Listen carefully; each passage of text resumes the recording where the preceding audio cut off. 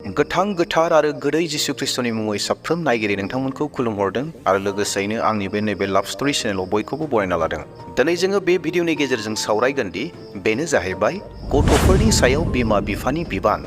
सोर बिमा बिफा दं गावनि गथ'खौ गाज्रि जाजानायखौ हास्थायनाय?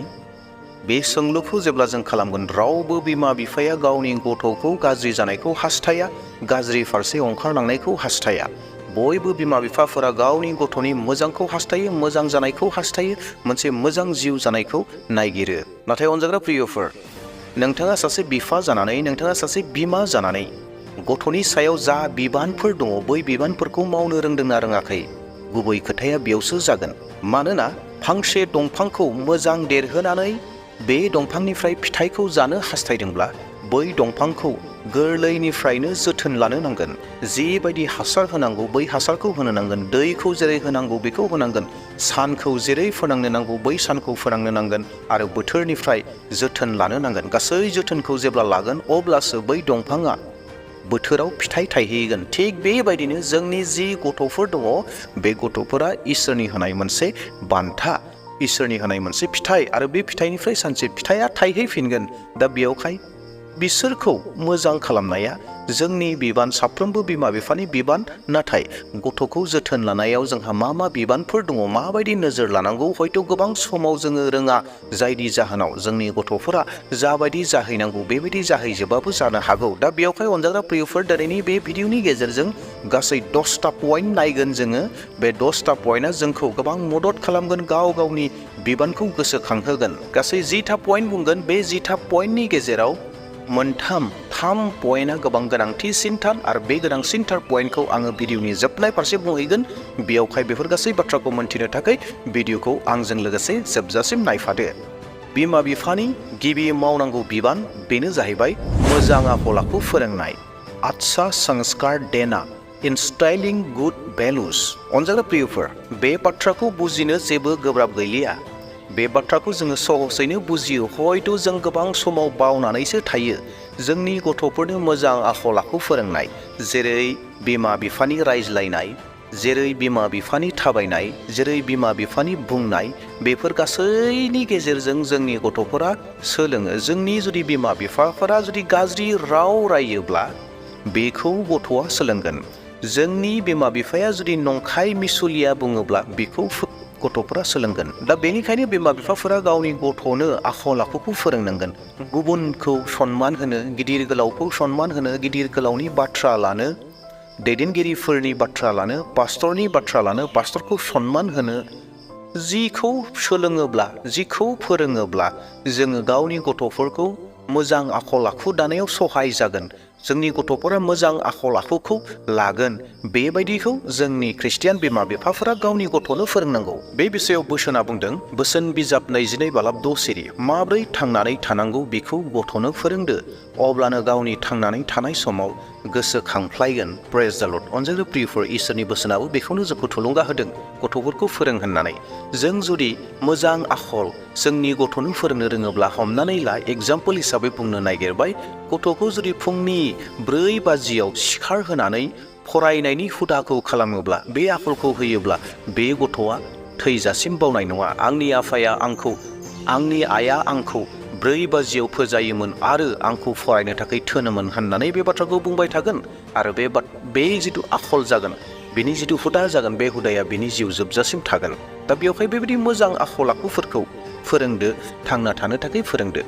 दे दानाब्ला फैदो, नैथि बिमा बिफाफोरनि बिबान जों बेखौ नायदोनि। बेनो जाबाय सोलोंथाइनि गोनांथिखौ फोरोंनाय। शिक्षा का महत्व समझाना, एम्फासाइजिं द इम्परटेंस अफ एडुकेशन। सोलोंथाइया मा बेखौ गथ'फोरा बुजिया, बेनि भेलु, बिनि इम्परटेन्सखौ, गोनांथिखौ गथ'फोरा मोनथिया। दा बेयावहाय बिमा बिफाफोरा मोजाङै मोनथिगौ जे सोलोंथाइनि गोनांथिया मा। बेयावखायनो गाव गावनि गथ'खौ सोलोंथाइनि गोनांथिखौ फोरोंनांगौ। जेब्ला जोंनि बिमा बिफाफोरा गाव गावनि गथ'फोरनो सोलोंथाइनि गोनांथिखौ फोरोंगोन, अब्लासो गथ'फोरा फरायनो थाखाय गोसो जगोन आरो फरायनो थाखाय गोबां गोसो जागोन। बेयावखायनो साफ्रोमबो ख्रिस्टियान बिमा बिफाफोरा गावनि गथ'फोरनो सोलोंथाइनि गोनांथिखौ फोरोंनांगौ। बाथ्राखौ बुजिनो थाखाय मोनसे गुसुं एग्जाम्पल होनो नागिरदों। नों गावनि गथ'खौ जुदि दखानाव थोनहरोब्ला, नों दखानाव थांनानै फै होननानै बुङोब्ला, हयथ' बियो दखानाव थांनाय नङा। एरैनो थांनाय नङा। नाथाय नों एरैहाय बाथ्राखौ बुङोब्ला नों दखानाव थांनानै दाउदै दैबा जानानै फै बा बिस्कुट जानानै फै थां न' फैसाया होननानै बुङोब्ला बै गथ'आ लोगो लोगोनो फैसाखौ लानानै जानानै फैगोन, बै दखानसिम थांनानै फैगोन। मानोना बियो थांनांगौनि जाहोनखौ मोनथिबाय, बेयावहाय बियो गोसो गुदुं जानानै थांगोन। थिग बेबायदिनो जोंनि गथ'फोरा जुदि फरायनायनि बाथ्राखौ भेलुखौ बेसेनखौ जुदि मोनथियोब्ला गथ'फोरा फरायनो गोसो जागोन। बेयावहाय इडुकेसन सोलोंथाइया मा बेखौ साफ्रोमबो बिमा बिफाफोरा गाव गावनि गथ'नो फोरोंनांगौ। दे दानाब्ला फैबावदोनि बिमा बिफानि मावनांगौ थामथि बाथ्रा, बेनो जाहैबाय गथ'फोरजों लोगोसे सम होनाय, समय देना, स्पेन्डिं क्वालिटि टाइम। बयबो होंगो दोंगो, बयबो हाखु दाखु बे संसाराव बयबो गावबा गाव खामानियाव बेस्थ' दङ। गावनि संसारखौ मोजां खालामनो थाखाय, गावनि जिउखौ मोजां खालामनो थाखाय, गावनि न'खरखौ मोजां खालामनो थाखाय जोङो बे बुहुमाव खारगासिनो दङ, खामानि मावगासिनो दङ। बे खामानि दामानि मावनायनि गेजेरावनो जोङो मोनसे मोजां समखौ दिहुननानै गावनि गथ'नोबो होनो नांगोन। जों जुदि बिमा बिफाफोरा गावनि गथ'नो जुदि समखौ होआखैब्ला गथ'जों आरो बिमा बिफाजों जिथु सोमोन्दो दङ बै सोमोन्दोआ खमिलांगोन। गथ'फोरा बिमा बिफाफोरजों रायज्लायनो साहस गैयै जालांगोन। मानोना नोंथाङानो सासे बिफा जानानै, बिमा जानानै गावनि गथ'जों जिबायदि समफोरखौ बाहायनांगौ, जाबायदि थानो नांगौ, बेबायदि थायैनि थाखाय गाव गावनि गथ'फोरा बिमा बिफाजों रायज्लायनो लाजिनाय जाहैगोन, गाव गावनि बिमा बिफाफोरजों गिनाय जाहैगोन। दा बेवहाय जेसेबांखि खामानि थाया मानो, जेसेबांखि खामानि मावा मानो, गथ'फोरनि थाखायबो सम दिहुननो नांगौ। दे दानाब्ला फैदो गथ'नि सायाव बिमा बिफानि मावनांगौ बिबान। ब्रैथि बाथ्राखौ नायदोनि, बेनो जाबाय रोंगौथिखौ थुलुंगा होनाय, प्रोत्साहित देना, इनकारेजिं देयर टेलेन्ट्स। अनजाग्रा प्रियफोर, इसोरा जोंनि गथ'फोरनो एरैबायदि रोंगौथिफोरखौ आशीर्बाद होनानै हरदों, जोंनि गथ'फोरा गोबां रोखोमनि खामानिफोरखौ मावनो रोंगौ। गोबां टेलेन्टेड, गोबां रोंगौथि गोनां गथ'फोर जोंनि गथ'फोरा। सोरबाया दामनायाव गोरों, सोरबाया मोसानायाव गोरों, सोरबाया खन्नायाव गोरों, सोरबाया लिरनायाव गोरों, सोरबाया स्पर्ट्सआव गोरों, बायदि बायदि बायदि रोखोमनि जोंनि गथ'फोरा रोंगौ। दा बै रोंगौथिफोरखौ जोंनि बिमा बिफाफोरा सानफ्रोमबो थुलुंगा होबाय थानांगौ जे बेखौ माव, बेखौ माव, बेखौ सोलों होननानै जोंनि बिमा बिफाफोरा थुलुंगा होनांगौ। बिमा बिफानि बे बिथोनफोरा, बे फोरोंनायफोरा, बिमा बिफानि बे थुलुंगा होनाया गथ'फोरखौ बै गावनि रोंगौथिखौ डेभेलप खालामनो थाखाय गोबां बोलो मोनो। बिनि थाखायनो बिमा बिफाफोरा गथ'फोरनि रोंगौथिफोरखौ सानफ्रोमबो थुलुंगा होबाय थानो नांगौ। अब्लासो बियो गावनि रोंगौथिफोरखौ गोजौ फारसे जौगाहोनो थाखाय खाबु मोनगोन आरो सानसे बेनि गेजेरजों बियो साक्सेसखौ मोनगोन। दे दानाब्ला फैदो गथ'नि सायाव बिमा बिफानि मावनांगौ बिबान। बाथि बाथ्रा, बेनो जाहैबाय न'खराव मोनसे मोजां आबहावा दानाय, सकारात्मक महल बानाना, क्रिएटिं ए पजिटिभ इनभाइरनमेन्ट। मोनसे ख्रिस्टियान न'खराव मोनसे मोजां पजिटिभ इनभाइरनमेन्ट न'खराव दानाया गोबां गोनांथिथार। जोंनि न'खराव जोंनि बिमा बिफाफोरा जुदि सानफ्रोमबो जौ लोंनानै दुम दाखाल खालामोब्ला जोंनि न'खरनि आबहावाया मा जागोन साननानै नाय। जों जुदि गावनि गथ'खौ थांखु बायनो जुदि थोनहरोब्ला मा आबहावा जागोन? जोंनि न'खराव जोंनि बिमा बिफाफोरा जुदि गुटखा बायनो गावनि गथ'खौ थोनोब्ला, बिरि बायनो थोनोब्ला, सिगारेट बायनो थोनोब्ला, गय खावनो थोनोब्ला, फाथै लायनो थोनोब्ला, सुनै लायनो थोनोब्ला जोंनि न'खरनि आबहावाया मा जागोन? गाव गावनो साननानै नायदो। जों जोंनि न'खराव मा आबहावाखौ दागासिनो दङ?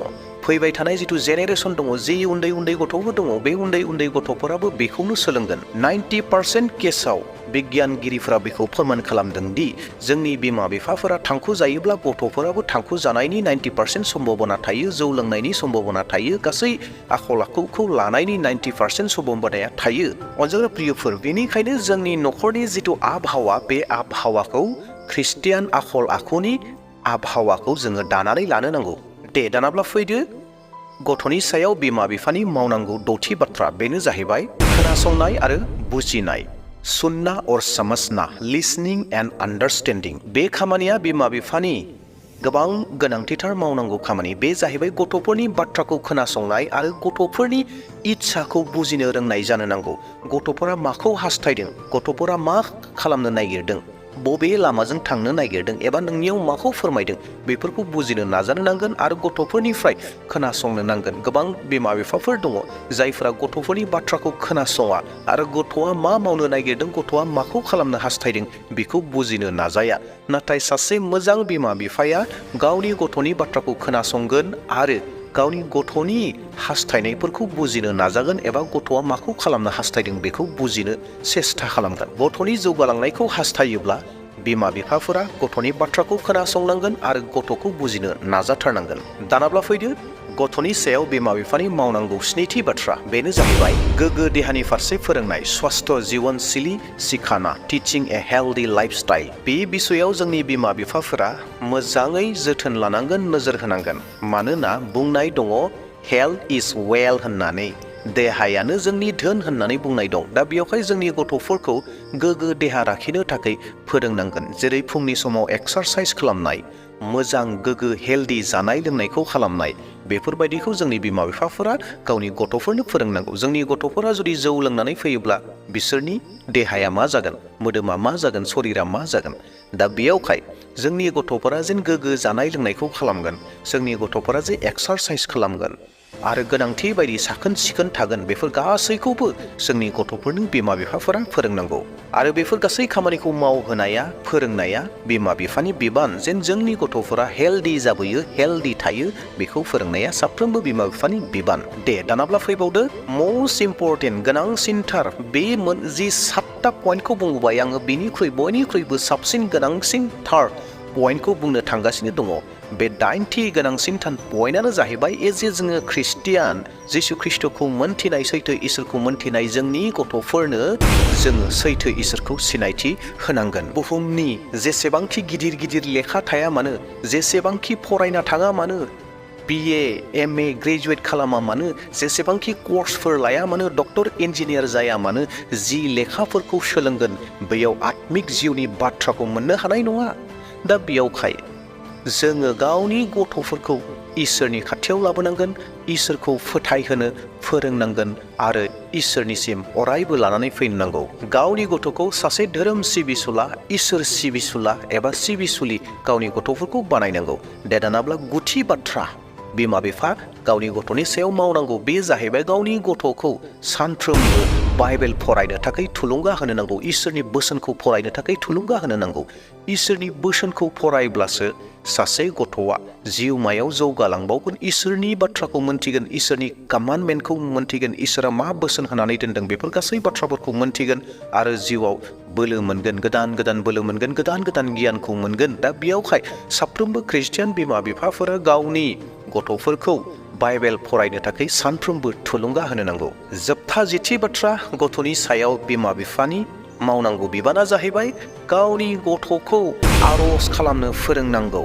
अनजाग्रा प्रियफोर, गावनि गथ'फोरनो आर'ज खालामनो फोरोंनांगौ। जोंनि गथ'फोर, साफ्रोम ख्रिस्टियान गथ'फोरा जेन आर'ज खालामनो रोङो। मानोना आर'ज खालामनायनि गेजेरजों जोङो इसोरजों रायज्लायो।